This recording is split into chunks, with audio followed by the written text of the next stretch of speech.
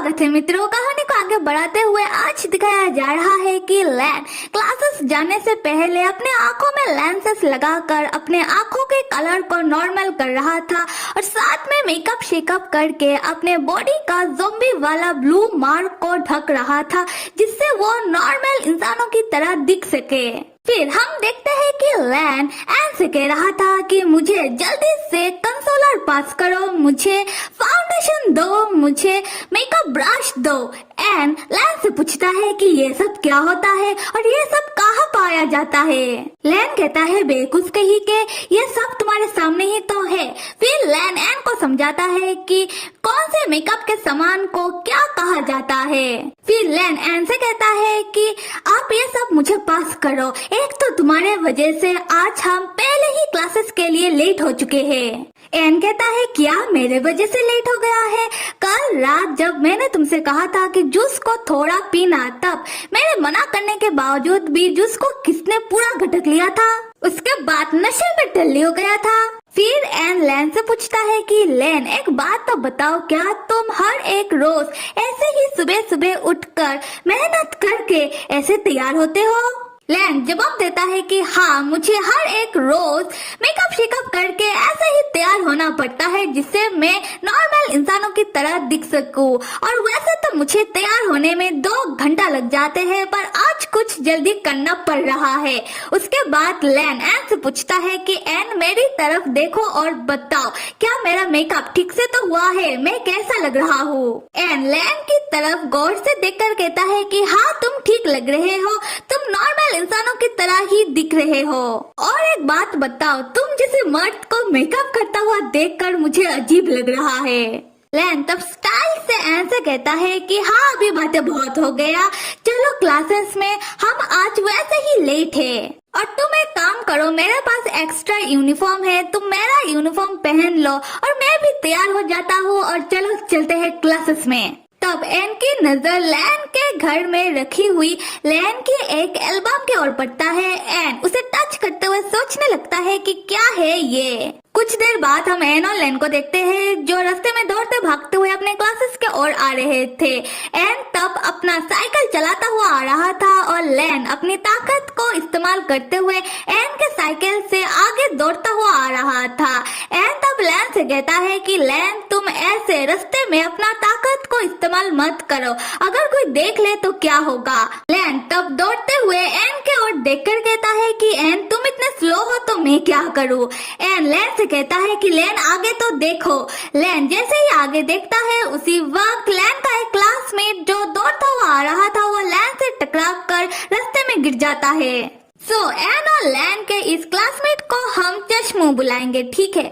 चश्मू तब अपना चश्मा ठीक करते हुए और खड़े होते हुए एन और लैन को एक साथ देखकर पूछता है कि क्लास प्रेसिडेंट एन और लैन तुम दोनों यहाँ? लैन कहता है हम थोड़ा लेट हो गए हैं, पर तुम बताओ क्लास तो दूसरी तरफ है और इस वक्त तुम रास्ते में भागते हुए कहाँ जा रहे हो? उसी वक्त हम देखते हैं कि चश्मों के पीछे 3 गुंडे मवाली भाई साहब आकर खड़े हो जाते हैं और लैन और एन से कहने लगते हैं कि तुम दोनों बच्चे लोग निकलो यहाँ से, हम लोगों को तुम्हारे इस क्लासमेट से कुछ काम है। एन और लैन तब एक दूसरे के ओर सीरियस लुक देते हुए वहाँ से धीरे धीरे जाने लगते हैं। तब हम चश्मों को देखते हैं जो बहुत डरा हुआ था। खैर एन और लैन जैसे ही जाते हैं वो हट्टे कट्टे गुंडे मवाली भाई साहब चश्मों का कॉलर पकड़ के चश्मों से कहने लगता है कि हे लड़के, तुमने हमको इतना कम दिया, इससे हमारा क्या होगा? तब हमें समझ में आता है कि वो गुंडे मवाली भाई साहब चश्मों से पैसे वगैरह शायद मांग रहे हैं। चश्मू कहता है कि तुम लोगों ने जितना मुझसे मांगा मैंने तो तुम लोगों को उतना दे दिया, अभी मेरे पास तुम लोगों को देने के लिए ज्यादा नहीं है। इस बात पर गुंडे भाई साहब को गुस्सा आ जाता है और चश्मू के ऊपर गुस्सा करते हुए कहता है कि क्या ज्यादा नहीं है? तुम्हारा कहने का क्या मतलब है? क्या इसमें भी गलती हमारी है? चश्मू डरते डरते कहता है नहीं। गुंडा भाई साहब कहता है तुम्हें सबक सिखाना ही पड़ेगा। फिर गुंडा भाई साहब चश्मू को मुक्का मारने के लिए अपना हाथ जैसे ही उठाता है और यहाँ पर होता है एक्शन सीन। पीछे से लैन आकर गुंडा भाई साहब का कॉलर तुरंत पकड़ के अपना ताकत को इस्तेमाल करते हुए एक हाथ से ही गुंडा भाई साहब को जमीन में पटकते हुए कहता है कि अजीब से दिखने वाले भाई साहब, क्या तुम लोगों को दादागिरी करने में बहुत मजा आ रहा है? क्या तुम लोगों को दिखाई नहीं दे रहा कि मेरा क्लासमेट तुम लोगों से डर रहा है?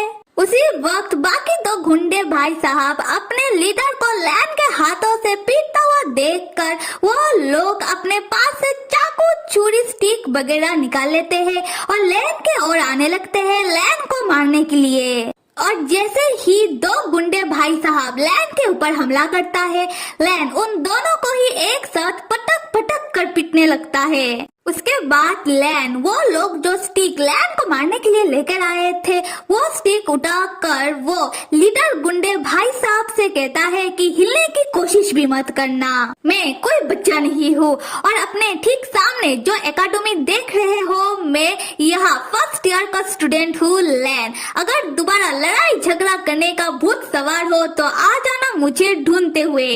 उसी वक्त एन जो लैन के साथ एकेडमी के अंदर चला गया था वो लैन को एकेडमी के बाहर मारपीट करता हुआ देखकर वो एकेडमी के गेट के बाहर आकर लैन को पीछे से आवाज देते हुए कहता है कि लैन बस करो, क्या तुम ठीक हो? तब हम चश्मों को देखते हैं जो डर के मारे जमीन में बैठा हुआ है और लैन को ही देखे जा रहा था।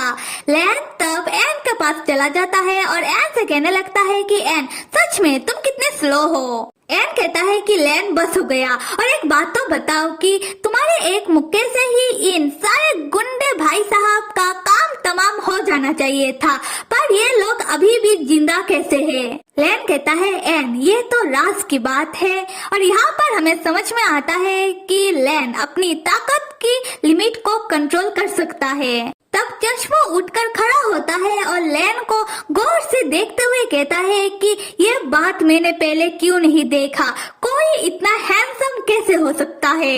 लैन तब चश्मो की ओर देखकर कहता है कि चश्मो क्या तुम्हें यही खड़े खड़े दिन में सपना देखना है? तो फिर चलो क्लासेस की ओर चलते हैं। अभी क्लासरूम का सीन दिखाया जा रहा है जहाँ टीचर आकर स्टूडेंट को कह रहे थे कि मुझे तुम लोगों को दो बात बताना है। पहला कि स्पोर्ट्स फेस्टिवल आ रहा है तो जो स्टूडेंट को पार्टिसिपेट करना है जल्दी से कर लो और अपना ट्रेनिंग शुरू कर दो। और दूसरा कि मैं हमारे क्लास में तुम लोगों के लिए स्टडी ग्रुप बना रहा हूँ और हर एक ग्रुप में दो स्टूडेंट होंगे जो एक दूसरे का स्टडी पार्टनर बनके एक दूसरे को पढ़ाई में मदद करेंगे और उन दो स्टूडेंट को एक जैसा ग्रेड भी हर एक एग्जाम में लाना पड़ेगा। तब हम लैन को देखते हैं जो क्लास के लास्ट बेंच में अपना सर डेस्क में रख कर बैठकर टीचर का लेक्चर सुन रहा था। उसी वक्त एन लैन को फोन में मैसेज करके कहता है कि लैन मेरे सामने गिड़गिड़ाओ, क्योंकि जितना मुझे पता है कि क्लास में कोई भी स्टूडेंट तुम्हारे साथ स्टडी ग्रुप नहीं बनाएगा और तुम्हारे पास मेरे अलावा दूसरा कोई चॉइस भी नहीं है, तो तुम जल्दी से मुझे प्लीज कहो और मैं तुरंत मान जाऊंगा तुम्हारा स्टडी पार्टनर बनने को। लैन एन का मैसेज देखकर अपने मन में कहता है कि क्या ये बंदा पागल है? उसी वक्त टीचर क्लास में कहते हैं कि तो फिर अभी स्टडी ग्रुप बनाना शुरू करते हैं और शुरुआत लैन से करते हैं। तो फिर किसको लैन के साथ स्टडी ग्रुप बनाना है वो जल्दी से अपना हाथ खड़ा करे।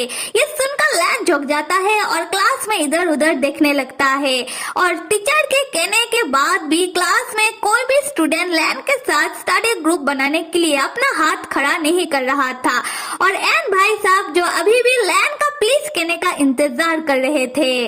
तब टीचर लैन के लिए किसी को भी अपना हाथ खड़ा करता हुआ ना देखकर कहते हैं कि तो फिर ठीक है, क्या कर सकते हैं, अभी अगले स्टूडेंट के ओर चलते हैं। उसी वक्त एन कुछ कहे उससे पहले ही चश्मो अपना हाथ खड़ा करते हुए कहता है कि टीचर रुकिए, मुझे लैन के साथ स्टडी ग्रुप बनाना है। तब चश्मों को लैन के लिए हाथ खड़ा करता हुआ देखकर लैन तो चौंकता ही है, पर उससे भी ज्यादा एन चौंक कर अपना आंखें फाड़ फाड़ कर चश्मों के ओर देखने लगता है। तो तो फिर मेरे प्यारे मित्रों, अगर आप लोगों को ये स्टोरी पसंद आ रहा है तो कमेंट करके जरूर बताना, और साथ में लाइक, सब्सक्राइब और कमेंट करना तो बिल्कुल भी मत भूलिएगा। Till then stay with me and see you.